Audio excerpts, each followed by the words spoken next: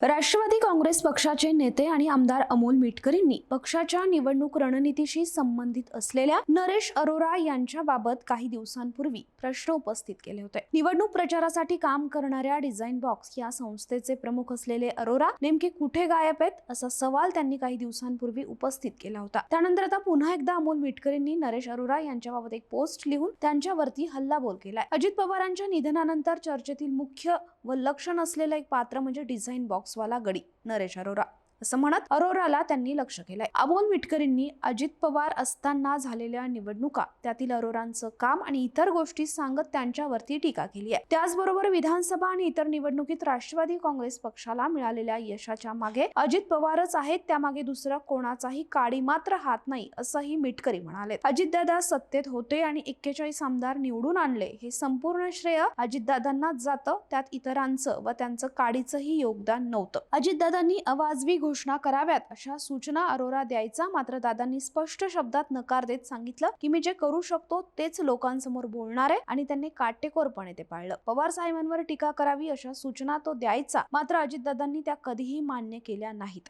राष्ट्रवादीच्या जोरावर अरोरानं एक विमान कंपनी स्थापन केल्याची माहिती ऐकिवात आहे। सेकंड हँड विमान खरेदी करायचंही सांगितलं जातंय। या प्रश्नाची उत्तरं दिल्याशिवाय त्याने महाराष्ट्र सोडू नये असं अमोल मिटकरींनी म्हटलंय।